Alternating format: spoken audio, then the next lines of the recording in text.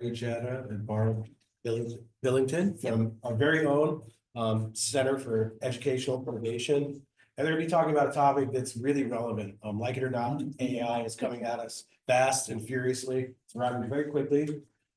Students are gonna be using it, whether we like it or not. And so there's a whole bunch of different ways in which it might be used. And I think they're gonna introduce us to that today, how we make it work for us in our classrooms. We all have probably different needs and ways that we'd like to use it. And hopefully, offer some guides and solutions. They won't cover it all today, I'm sure, but I did notice that there's gonna be a seminar series over January, is that right?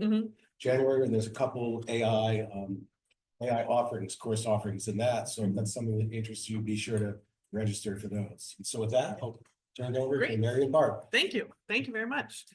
I'm Barb and I'm Mary. so welcome. We're excited to see you and have you here, both folks online and those of us in the room. We, like Ken said, we're going to just give you some introductions, and before we get too far in, we're going to ask you some questions. And in good fashion, I have neglected to turn the chime in on, so we're going to collect that information by raising of hands in a few moments. But For those of you online, you can also just feel free to use the reaction button to raise your hand. Or put something in the chat for us. That'd be fine too. Yep. So yeah, we're going to talk about how to make AI work for you, regardless of what your roles are in your college or department. So thanks for being here.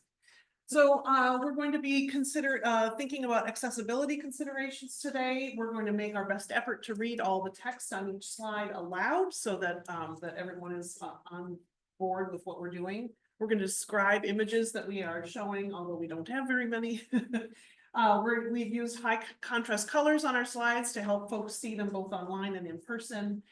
We've got numbered slides that are caption friendly, so that if you want to turn your captions on, you should be able to see the whole slide with your captions as well.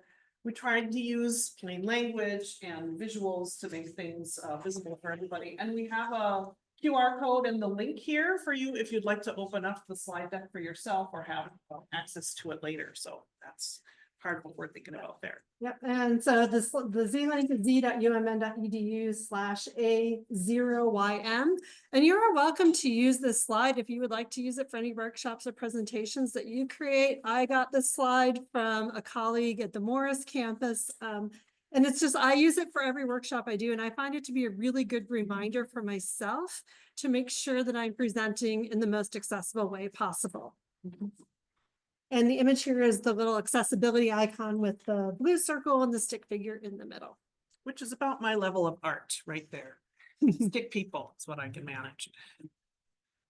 All right, so here's our agenda for the next short while. We're going to have this presentation in two parts. We'll start with some basics about what is generative artificial intelligence, or Gen AI. We're going to think a little bit about what some of the limitations of AI are, and also some of the ethics of using AI. And then we're going to think in part two how we can have AI work for us. We have a chance for us to kind of look over some of the tools, or get presented with some of the tools, and then think about different ways we and or our students can use AI in our courses or in their work. So we're going to present or talk briefly about 4 different ways that we could use AI. AI as a research buddy, like, all right, let's figure this out together, right? Study buddy, providing questions to probe the students' understanding, a work buddy, and a creative buddy. So we're going to take a look at those 4 ways AI could be our buddy. All right, and our objectives for this session is, by the end of this workshop or this seminar, this hour, you'll be able to explain the development of generative AI, identify some of the limitations of AI, and also outline ethical considerations of AI use. And finally, consider how AI tools and or activities can be used to support you as an instructor. All right. I don't think my chime in is on. I don't think I turned it on this morning. Okay. So instead, we're going to ask some questions, and you can pop it in the chat if you're online, or we're going to ask for a raise of hands. So the first question is, how many of you have ever used ChatGPT or any of the AI tools out there? Let's just see a show of hands. Ooh, lots of use. Excellent. All right, how many of you who have been teaching or teaching a lab section have allowed your students to use AI on a course assignment or study habits or something? Couple of people, all right, all right. And then do you have a question for the group, Mary? that you would How like- many of you have used AI for fun? All right. What are some fun things that you use it for? Yeah, go ahead. I'm writing a fiction story and it's helping me figure out what the world even is like. Okay. All right. For writing fiction stories, yeah, go ahead. My kids like imagining pictures that can be created and say, let's do this thing and then see what it comes up with. All right, so creating some art, some pictures, yeah. I've used it also sometimes with my kids for image generation, but mostly to see like zero in on some of the ridiculous stuff that it does. Image generation, like, Yes, that's not a real animal. You can make that up. we were creating images for this slide deck and then we had, I can't remember exactly the prompt you put in, Mary, but the people's arms were not connected to their bodies in the right way. And it was very off-putting to see these arms kind of like growing out of the middle of the two people's relationship. Like, whose arm is that? That was, yeah. So it is kind of crazy, some of the things. Do we have anything online that people? We have one more said? here too. Okay, yeah, This wasn't intended for fun, but it turned out to be great fun. okay. And there was an unsolved problem in ecology about number of ways species interact. And it's not, it hasn't been solved, now it's solved, but I couldn't solve it in an hour. My son spent the day on his math and computers. He spent a day on it, Mhm. couldn't solve it. He asked AI to solve it, and it couldn't solve it. Oh. But then he asked AI, how would you explain this to a mathematician? And it said how to explain it, and then he studied those mathematics areas for 2 days, then he solved it. So this was a joint solution that neither one could do. And so it became lots of fun, even though it wasn't part of being fun. Kind of like maybe how to use AI as a research buddy, right, to answer your questions. That was like a research partner. Yeah, Yeah. Yeah. nice. Thank you for that example. Thanks all for your Yeah. examples. I'm This just gonna was say really my useful. favorite fun use is I have X, Y, and Z in my refrigerator. What can I make for dinner? If you've never tried that, it's beautiful. Okay, I still have leftover turkey dressing and, It's probably past. its yeah, I good might time. need to. You might need to might toss it need apart. to Yeah. get rid of that, okay. Spoiled pig salad, I asked it what, I should do that. Hopefully they won't say to eat it, right? Okay. All right, go ahead. Okay, so yeah, so now I'm just gonna begin a little bit by talking about the AI basics. So we have an image here of just some wooden blocks, ABC. Maybe you had those when you were a kid. You may have used them like I did to throw them at your brother. Just saying. But we're gonna talk about old school tech with the box and then the AI. Okay. So Yep. next slide. So- Oh, it's up here. Okay. I'm Sorry. used to doing it myself. So this is an image that is probably already out of date, but it has here all the different types of AIs that exist in the world. So as the slide says, so generative artificial intelligence is a type of tool capable of generating text, images, or other media using generative modeling. What is generative modeling? Anybody know? Want to hazard a guess? I mean, it's basically like a really glorified autocomplete. What's gonna come next after this bit? Yeah, so it's basically predicting what comes next, exactly. So there's different tools you can use to create images, video. So this image here is of a big circle with divided into different pieces of a pie. Text, research, 3D, speech, code. And I'm gonna guess there's probably more categories already. And then if you don't know a lot about the origin of, for example, ChatGPT and like Copilot, the things we're mostly going to be talking about today. But all of these are based on an LLMS, large language model. And so you've probably seen the iceberg in terms of culture, maybe. So we talk about the iceberg of culture with the visible aspects of culture and then the things you can't see. Leon Furzy, here at leonfurzy.com. He is one of my favorite people to follow for all things AI. He's got some amazing stuff that he's done. But this image comes from him. So we have here the iceberg. So at the top we have ChatGPT, and I would add Copilot and some of the others there too. which is the fine-tuned model of the GPT model trained to act like a conventional chatbot. So we type in a question, it tells me what I can make for dinner tonight. And then it's based on this large language model, which is in a cloud. And that's a neural network trained on large amounts of data. LLMs can be trained to predict language, demonstrate knowledge based on the information in the data set. And that data set seems to be getting updated much more quickly than it was when it first came out. But then the data set, this is the black hole, the black box. We do not know what is in this data set. So it's the training material. It can come from Common Crawl, Wikipedia, GitHub.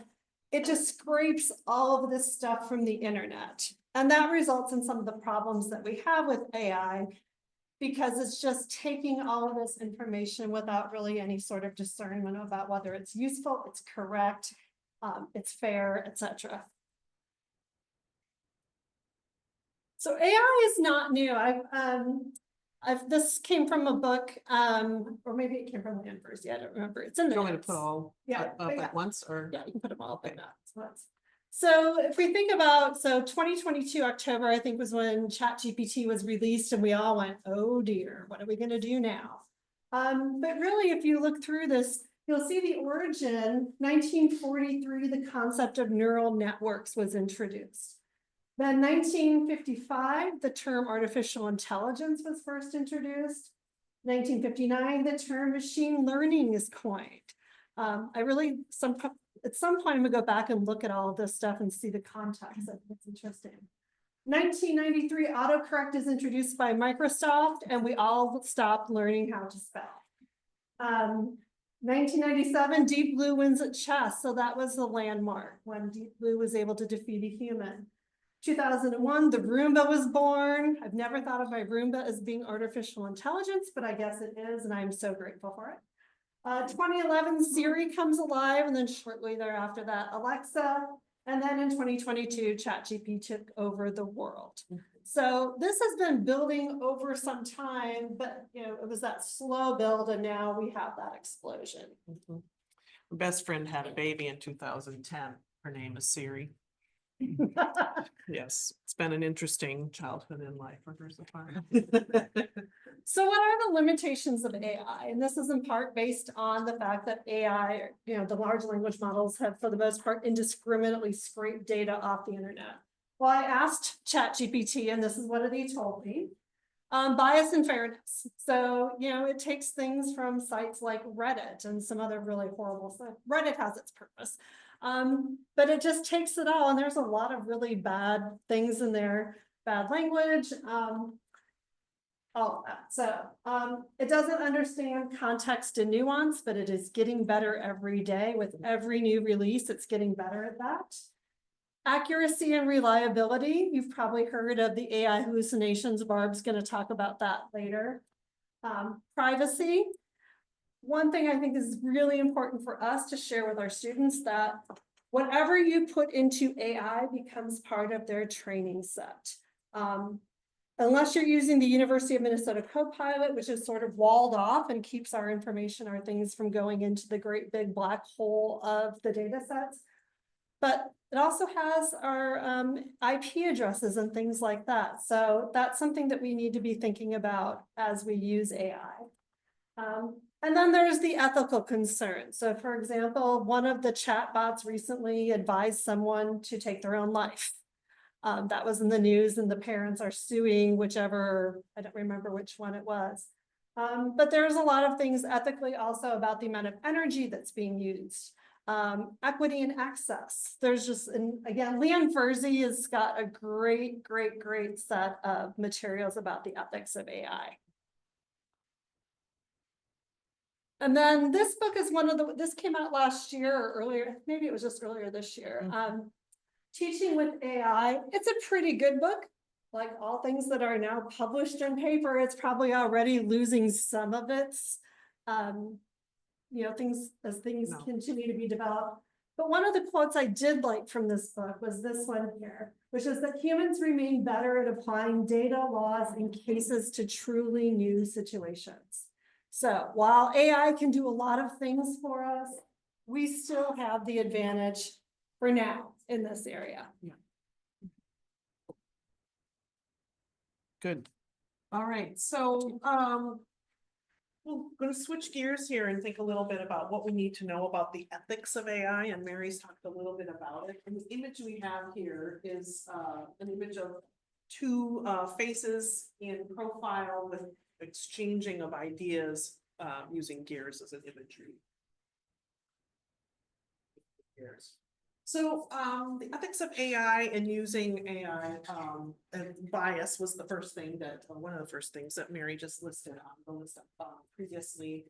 AI outputs are written and as both visually to have bias in them. And the reason for this is that there's a tremendous volume of discriminatory, gendered, racist, and ableist language that's available in these data sets, which means the models have a tendency to also be discriminatory by using them or by default. And that was a quote from Leon Fersey, Mary's hero. So we included that. And so Mary had an opportunity to do a little playing around making some images and typed in a request. First to Adobe Firefly and to ChatGPT. And you want to remind us, what was your request? My request was a group of students studying together or hanging out, something like that. But I asked it for a group of university students. Yeah. Okay, so just take a minute and notice, what do you notice about the images? What are similar between them, different between them? What do you notice largely? Yeah, thank you. ChatGPT loves white people. ChatGPT loves white people, right? Largely, yeah, to our eyes appear to be white people. Okay, thank you. Where we have students of color represented in Adobe Firefly. Anything else you notice? Actually, still tend to be in groups of like. Ah. 3 redheads in the upper Mhm. right. Yeah, look at, I'm never in a room with 2 other redheads, so this would be wonderful. Yeah, so like images together. So we have potentially Latinx students here, Black students here, right? So maybe grouping students on good observation. Anything else you notice? Yeah. It's all pretty much one body type. Run body type, yes. Yes, we're pretty fit.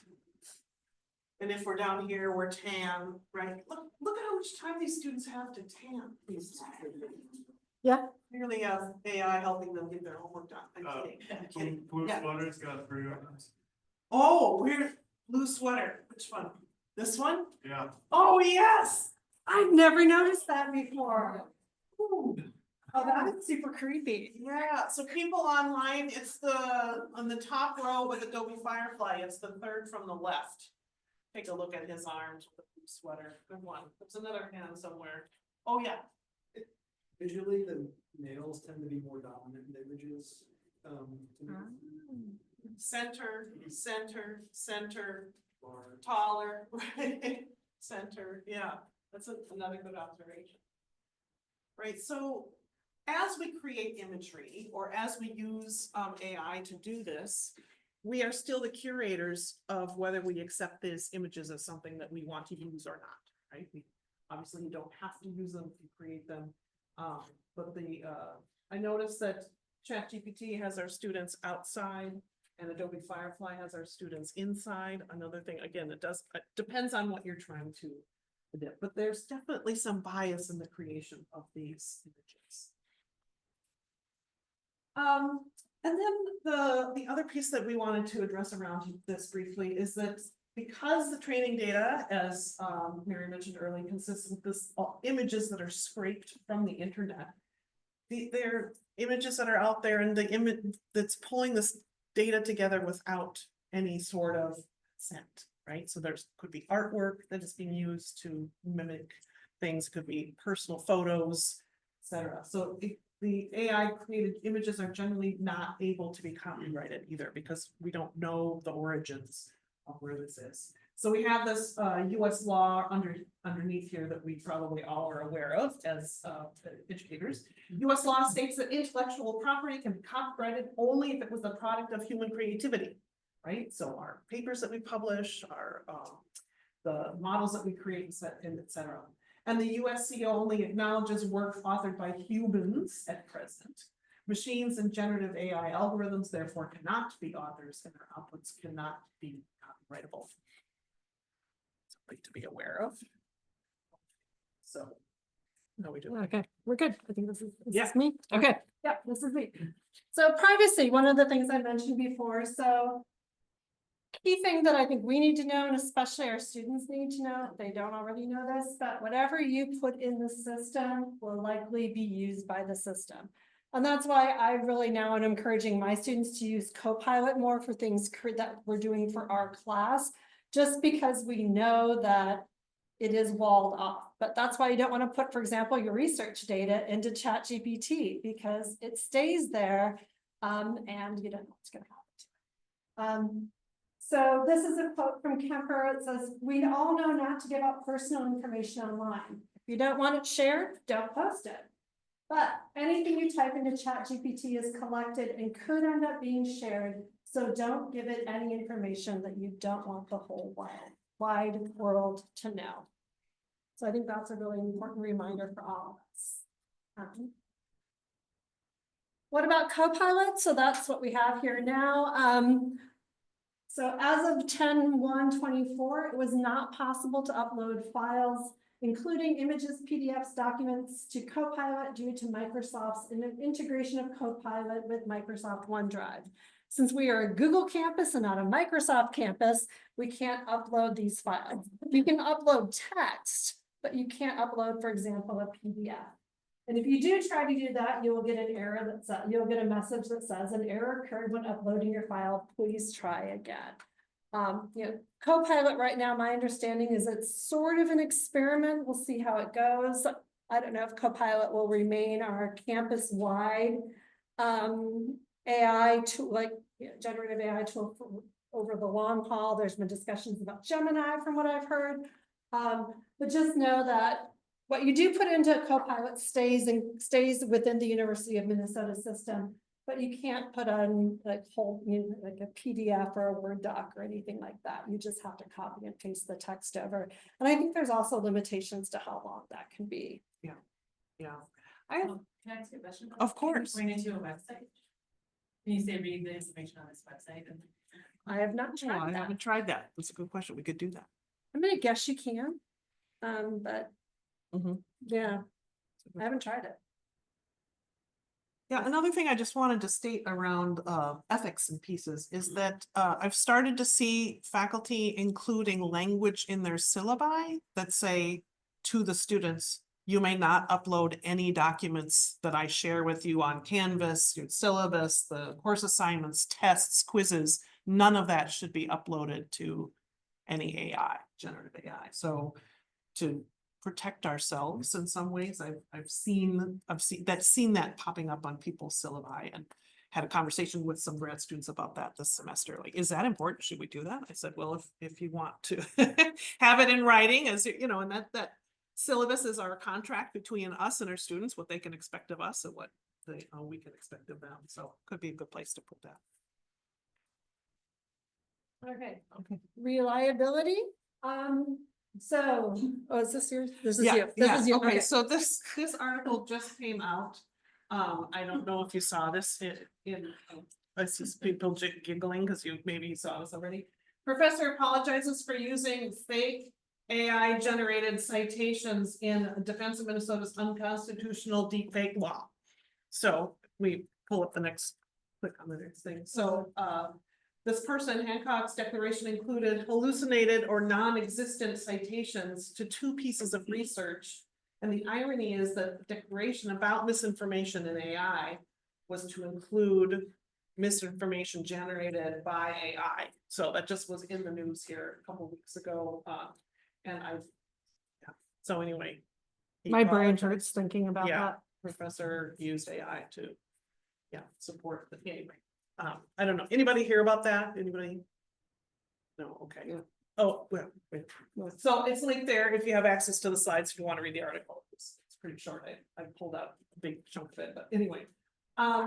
What I think is interesting is that, right, he put this forward as reasons to have this law. be deemed unconstitutional, and everybody was like, okay, got it, wonderful, wonderful. And then someone went in to find out who are these citations that he's listing here, and find out they don't exist. These papers, these articles, this research that he's talking about don't exist. So even experts can be fooled by AI. And the reason I want to say that is, right, we consider ourselves experts in our own field. And so we need to hold ourselves accountable to that, right? Like if something seems off to you, check. Wow, this really isn't an author, right? Johnson and Johnson did not write that paper or whatever, so.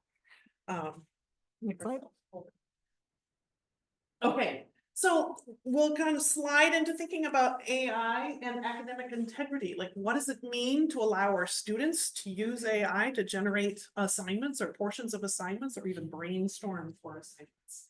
So I think one of the conversations that many people are having, and the image on the right shows us that sort of, we're kind of stuck in this very scary place, heading hopefully to this Shangri-La on the top of the mountains, but like plagiarism is off to one direction and our own creativity may be off to the other side.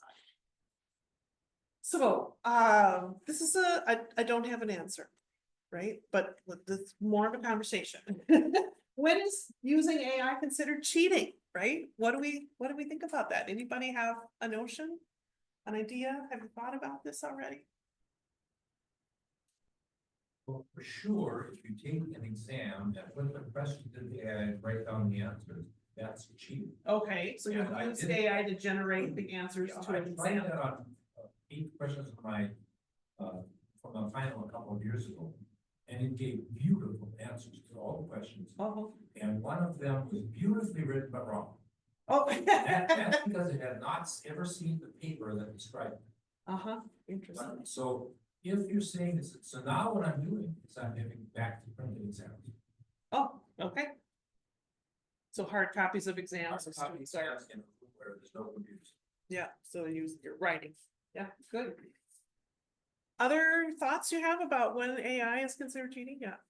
So here I'm conflicted. I was a professor before I'm in my current role, and I did not lived through the ChatGPT era. Yeah. I feel very bad for everybody in the room who is, I guess, but I will say that I feel like what you get out does depend somewhat fundamentally on what you put in. Like that is a special case. Yep. But usually you do have to put in a fairly reasoned and thoughtful prompt to get a useful response back out. So I would draw a line and say, well, if the prompt required some thought and engineering, then maybe even what comes out the other end, as long as it's not used verbatim, is not cheating.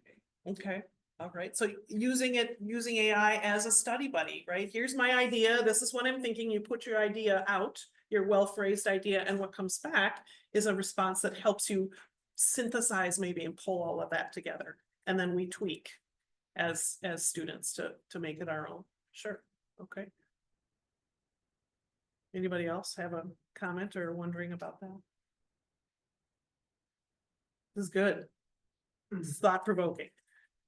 All right, so we need to think a little bit about what we mean by AI, right? So if we're telling our students you can use it, some cases and not others, if we need to be specific, we need to tell them, go ahead and use Copilot if you want to, you know, as a study buddy or whatever tool it is you want them to use.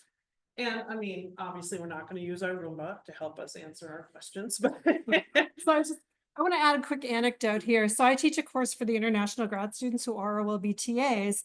And I put in my syllabus, not this fall, but the previous fall, you know, no AI, expect that your answers will be your own. And then I started noticing that my students were suddenly turning in things with perfect grammar, which is not what I would expect because they're in my lower level class. And it turned out so I talked to them about it. A lot of them said that they'd been using Grammarly. For them, Grammarly was not considered AI. For me, it was in that gray area because then I could no longer discern whether it was their ideas, their summaries of the articles, or if it was something they'd thrown into ChatGPT. So when we're talking about what do we mean by AI, I think we need to be very, very specific about the different types of tools that we consider acceptable for students to use and not acceptable. right. And in Mary's class, what she's helping these international students for whom English is a second language. It's to help them to be able to communicate effectively in English. And if they're using Grammarly to help them do that in her assignments, are they learning, right? So is it cheap, right? What did Yeah. you decide? Did you decide? Okay. Yeah, what did I What you decide? decide? I did say no Grammarly because I wanted to know that they actually read the articles. Uh-huh. However, Grammarly can be helpful because what they put in their flawed English, and then if they take the time to compare what they put in with the output, it can help them gain better vocabulary, better control over sentence structures. But in this case, my focus was to know that they understood the readings. And so I was going back to my learning objectives. It was, did you demonstrate that you did the readings and you understand them? So for that, I said no. I also teach a writing class, and that's a whole different game that I could talk about a different time, but Right. yeah. Another thing to be considerate about, and some of you have already mentioned this already, is what is your policy, right? And is it clearly stated in your syllabus or and in that assignment? Right, so I'll show in a moment an example of how I've used it in my class. Really, what that might look like. As Mary discussed, what are the gray areas? And actually, our students are great people as resources to help us find those gray areas. They're super creative, right? Our students are creative. They're going to come up with ways to use AI to help them do the work. And they can ask us, is this okay? And we can decide yeah or no, right? In a similar way that we had a discussion with our students. So students want this is another piece that I think Mary and I have heard, I don't know, 20 million times? Well, I've heard it many times this semester. Is if we want to help our students avoid misconduct using AI in our coursework, then they say to us, they want to know what our guidelines are. They want clear guidelines and regular discussions about using AI in their courses. Not just on the syllabus, not when we introduce an assignment, but throughout the semester, okay? And this might be a good use of AI as a study buddy, or this might be a good use of AI as a research support person or whatever, right? So students would really appreciate from us a better understanding of what we think are the limitations are and what we'd like to do. And that regular discussions piece is critical. This semester, even though I was really clear in my syllabus this time about not using Grammarly, I could see things or other, editing sorts of AI. I saw it starting to creep in a bit again. And so we talked about it because, that first week of the semester, so much information is going in. And even though it's in the syllabus, it still might, we might think it's clear, but it might not be clear to them. So that regular discussions piece is something that I always really emphasize. Mm-hmm. So here's my example, and it's too much to, questions. This is related now. What about this? You can take a set of lecture slides that we publish, and you can feed them in to get a chat, to get a, what do you call it? A podcast. And the podcast is nice and short and very interesting, more interesting than the lecture slides. And then they can listen to that before the lecture. Is that cheating? What would you say? I say no. In fact, what I did this year, when I found out how interesting those podcasts were, and how they saw things that I myself didn't see in the lecture. They saw connections. And then I made podcasts for every lecture. And I put them out on the web with the lecture slides. Okay. And the students say, we listen to those coming to the class to get an idea. Yeah, to me, it sounds like we could interpret that as another form of accessibility. The slides are visual and written. The podcast is you can listen to. So students could be looking and reading and listening at the same time, or they could be listening as they're doing something else and then go look at the slides, right? Yeah, So they listen to what they say before they're on their way to the class in the morning. don't you love that your students are listening to your slides on their way to class? They want to do well, right? Go ahead. So I guess on a related note, what I'm wondering about.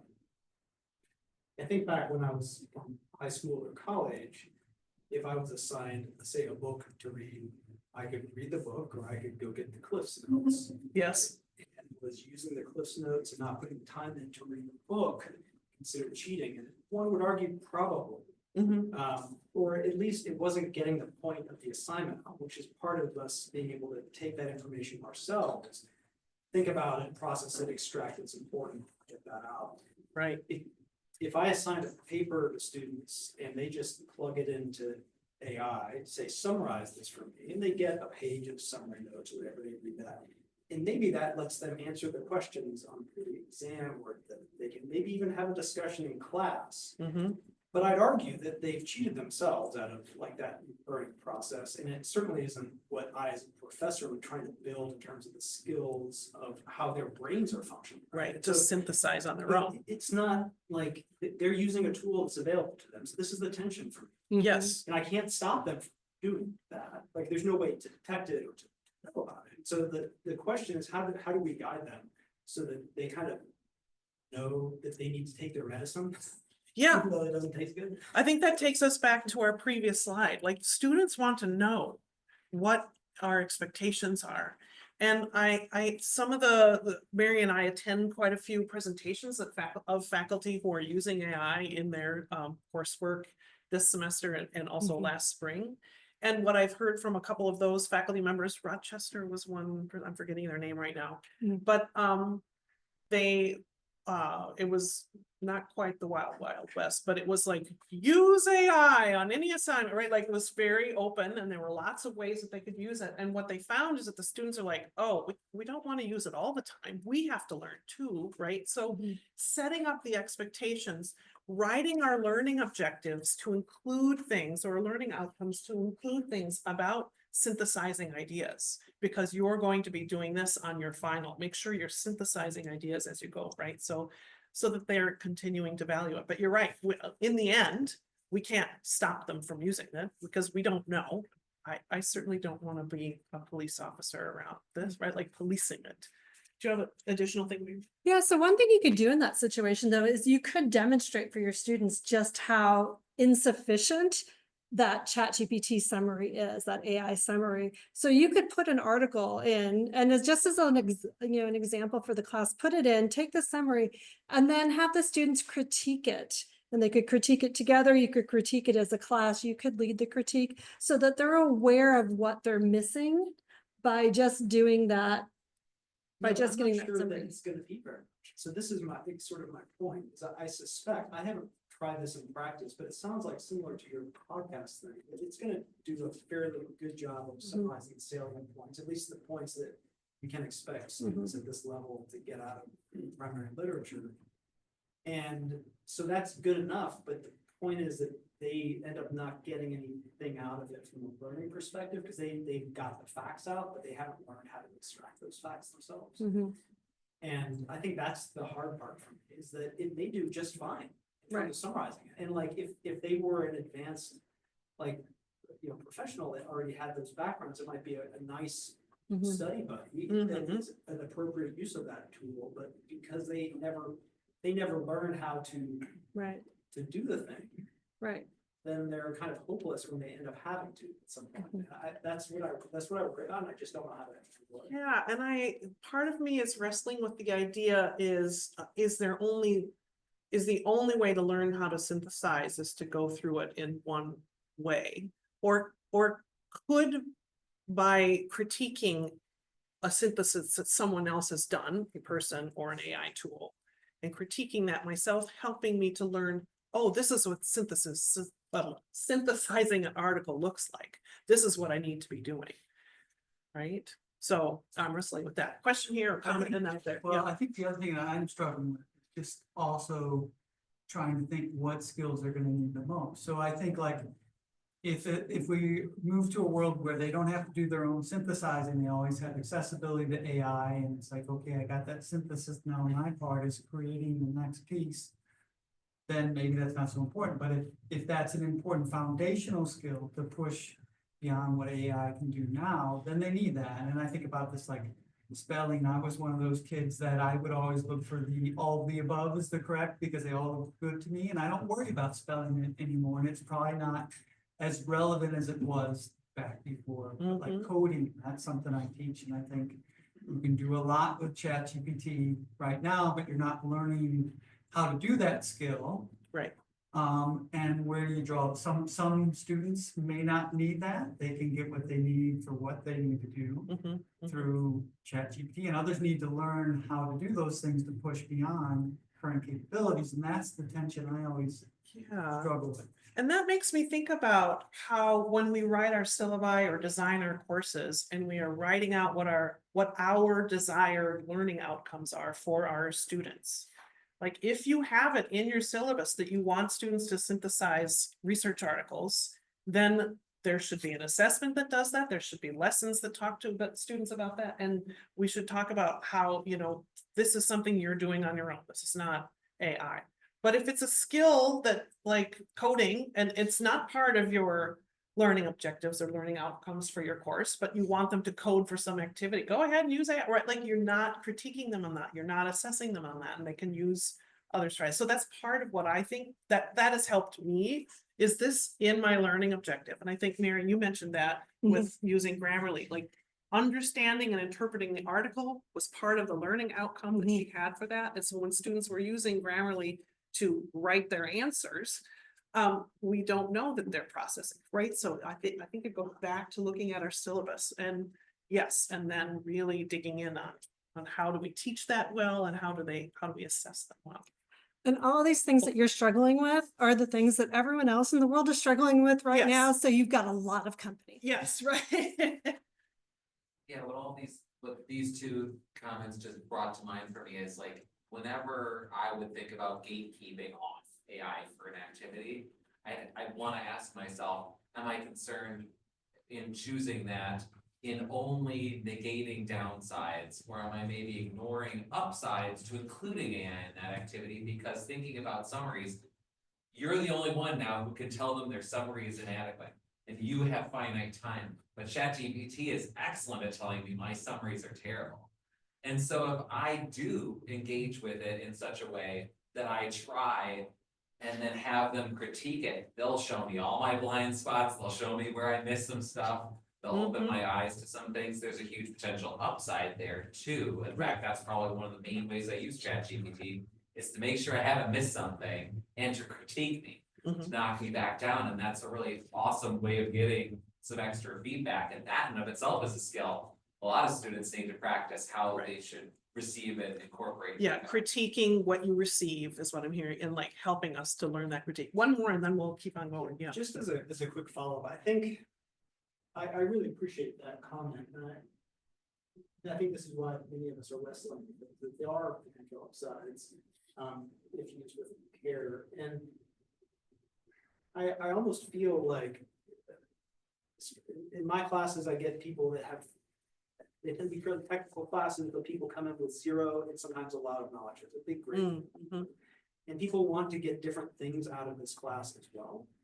And so I almost feel like it's something that I just need to have more explicit direction to, saying, hey, I can't, like, you guys can, if you guys use this stuff without thinking, you might, and this is similar to like, yeah, I might have been able to pass my English exam as a high school student by reading the Cliff's Notes, but I'm not going to become an English professor by doing that, right? And so it thinks about, what are your goals to get out of this class? And if you want to actually learn this for the purposes of X, Y, Z, yeah, this is my recommended way of doing it. I'm not going to be able to check you. It's sort of on you and what you want to learn. Yeah.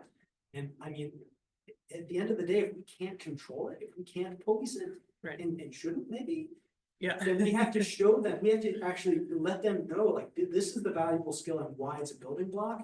And if you actually want to be good at this, you need to practice it. It's on your own head that this rests. Yeah, and I do feel like, and I can't say all, but I do feel like a lot of students feel that same way, right? They're paying a lot of money for this education. They know that it matters, right? And many of them come at using the tools for the right reasons. Not everybody, but so I do think like having that conversation and being really open with your students and being explicit about it. It's like, I can't police you, I won't police you, but it really is something that we need to appreciate. Yeah, it's helping me, or no, this is crappy what I wrote, or whatever, right? So yeah, thank you. This is a really, really thoughtful conversation. I'm going to just talk briefly about my assignment that I use this semester. So I teach a class called Preparing Future Faculty. And it's grad 8101. Some grad students and postdocs take this class to help them learn how to be a professor. So we write a syllabi, they write a teaching philosophy, they design a course. I call it Design Your Dream Syllabus. And they learn all the policies and stuff that have to go in there. But one of the things that they do is they write a teaching philosophy, like how do they feel like their classroom, what is it going to look like to be a student in their classroom? And this helps them get a job, right? It's one of the things they talk about when they interview. So there are a few steps that I have them to do for this assignment. And I have a column of don't use AI, can use AI, or unsure. And I didn't have any unsure in this case, but it might be a case where you would do that. So I considered this kind of a 3-step process for them to write their teaching philosophies. So I said that they could use generative AI to generate ideas or brainstorm what should be included in my teaching philosophy. You know, some of these grad students are first-year grad students and they haven't had an opportunity to teach yet. They're not really thinking about themselves as educators. So this could be helpful for them. And then so I said, my reasoning here is that Gen AI can be creative in writing this type of prompts, right? Like it can be really helpful to kind of smooth out the edges and see what are some of the important aspects when we talk about teaching, right? And they have to come up with a good prompt ahead of time. And then I say, okay, use that to write an outline that includes your reflections to the prompts. AI output and of course the rubric that I have for this assignment, like how they're going to be evaluated. And this is, I say, this is where your writing should take over. We're not looking for perfection. We're looking for a first draft on this. And then I ask them to write their narrative for their teaching philosophy using the prompts and the AI output and the rubric, right? So the prompts, output and the rubric as data, if you will, to write their paper. Be sure to use specific examples from your own teaching or experiences to bolster your paper, because then it sounds authentic, right? When I was teaching, or I've lectured on this 3 times now, what I see is students have many misconceptions about X, Y, and Z. So, and the reason I gave for the students in the syllabus is here as well. There are many teaching philosophies out there. I mean, thousands of teaching, lots of people have written these. And so we can find them online. We can look at one, or we can use generative AI to help us create something that's a lovely narrative in the form of a teaching philosophy. So I'm recommending that they use AI to brainstorm and create the beginning of this process. I had them use AI, generative AI, to get with their assignment open, and then set that aside and begin writing. So use it as a prompt in their own mind for where they might start. And then using the rubrics to guide what should be in it. So that is one way that you could explicitly talk about when and how you expect they could use Gen AI. And then I asked my students on the last day of class who used it. About 75%. Some of them didn't even use it, they just on their own. So.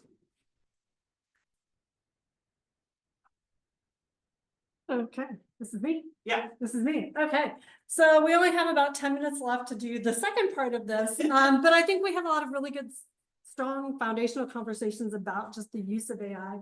So we're going to talk a little bit now about how AI can work for us, and I'm just going to give a few examples of different things. And the image we have here is one of a human who is shaking hands with this kind of network created looking humanoid thing. Mm-hmm. So how can we work together? So again, this is just that image again of the circle with all the different tools and the different types of tools.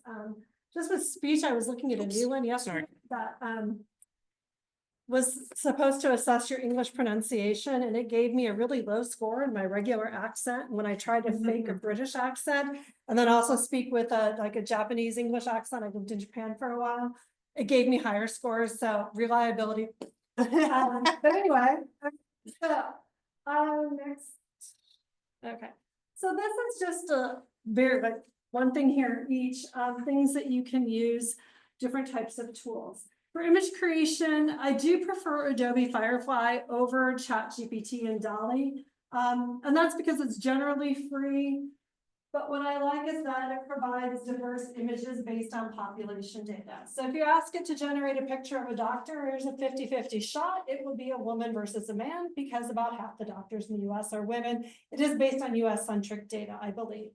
So as you can, something happened there. So as you can see from before, it did get a little bit better about coming up with more diverse images. There's still probably a ways for it to go. It also has infinite possibilities. You can use all sorts of reference pictures. Yeah. Let's ask a quick question. I haven't done anything with image creation. Oh my gosh, But it's so much fun. But if it's pulling from pictures and other things, are there examples where you get the copyright issues because whatever it creates is so like something, I mean, kind of like the music scene and all, I mean, is that an issue or not? That's a great question. The example I can give you in response is I once asked AI to create a picture and an image of Monet, and it said no, like in the style of Monet, and it said no, I can't do that because of copyright reasons. Then I asked it to do it in the style of Van Gogh, and it gave me a picture. So it's really inconsistent. I don't really have the answer to that, but like, we'll show you the pictures, a couple of pictures here in a second on the next couple of slides. I don't think it's generally too much of a problem, but I could be wrong. Okay. So not a satisfactory answer, I'm sorry. Claude for writing, this is the one that, and this came from the Bowen and Watson, the Teaching with AI book. Claude tends to give a deeper understanding of context. It's the least likely to be detected by AI. Also, please don't use AI detectors. They don't work and they unfairly penalize non-native speakers of English. Because they write in a different style often and use different words than we do. So AI detectors, please don't. They're better able to Claude is better able to solve complex math problems while showing the work. And it's best at giving precise legal analysis. So maybe we could ask Claude about that. And then you mentioned before about prompt generation, and that's really the key to effective AI use. And then here there's a ChatGPT prompt generator that you could use.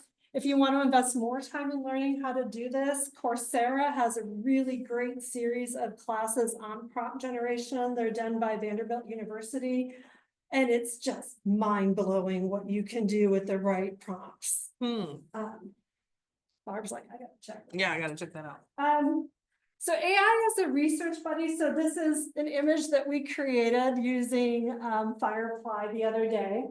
So it's an image of a book because I asked it, give me an image of something with like a book related to research. But then it gave us like this weird, we don't know what this is thing here. It's a jar, but we're not sure what the yellow thing is. Some weird plants floating around. So it kind of gave us a little bit of a vibe, but not really stuff that we can recognize. Consensus is an academic research tool that limits its data search to 200 million published papers in Semantic Scholar, and it uses AI to allow you to filter by claims, methodologies, sample size, and more. It also includes a consensus meter, so that gives you an estimate of the consensus in the published literature. So, for example, if you check out the slides later and click on the result of how do brain games work, it will show you that roughly 50% of the literature suggests that brain games work for maintaining your brain health or whatever. 30% is mixed and 20% disagrees with that brain games are helpful. So it's just an interesting thing to check out. It can maybe point you to a couple of interesting articles.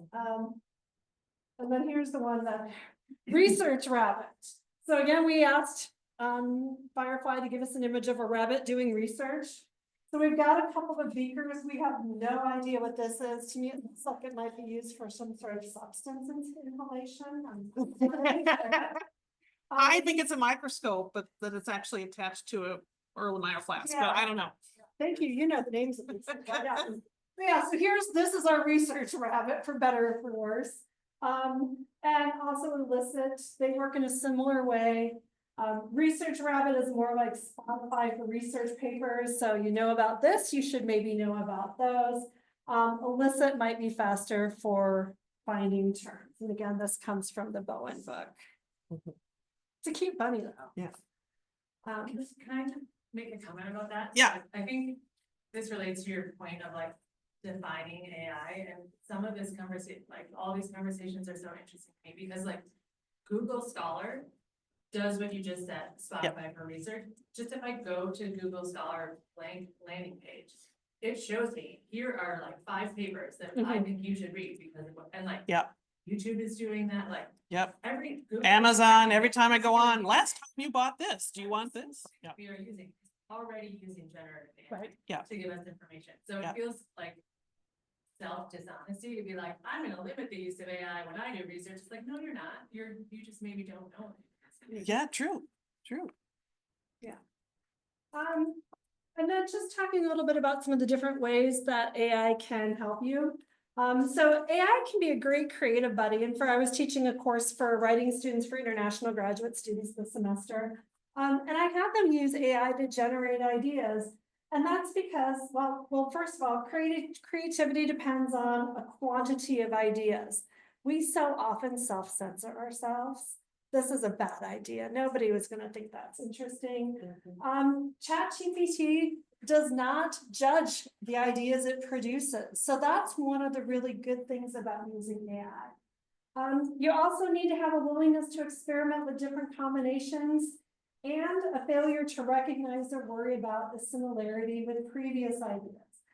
AI can do a lot of this better than we can. Because again, it doesn't think anything is stupid. It doesn't think it's a bad idea. It doesn't self-censor. It just throws things at you. And that can be fun and open up new possibilities. Barb, you're next. Yes, so I'm just gonna get all the way from, previous. Yeah, so as a study buddy, this one is one that also like AI does not think our questions are stupid. Right? Our actual collaborative group partners in class might think we're stupid. Right? So I am done studying with you because you still don't know the difference between mitosis and meiosis, right? You can ask that same question 100 times with ChatGPT. It'll come back with this answer for you. Here, are you still working on it? Right? So it can be a place for students to have a discussion partner. Like, I still don't understand the difference between mitosis and meiosis. Can you help me?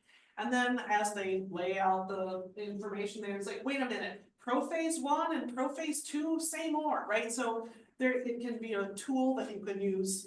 They never think you're stupid. You can do some role playing. Well, okay, tell me this in the way of of a French chef. How might they describe this or something like that? So you could set up scenarios using it too. So it can be a really useful study tool for students. I just learned that there's also flashcards and you can do like sample quizzes and so on like that. So, poof. We don't have time for questions. Okay. Work buddy. No, it's just. Oh, are we done? Okay. One. Okay. Yeah. Yeah. So sorry, we abruptly end here. Yeah.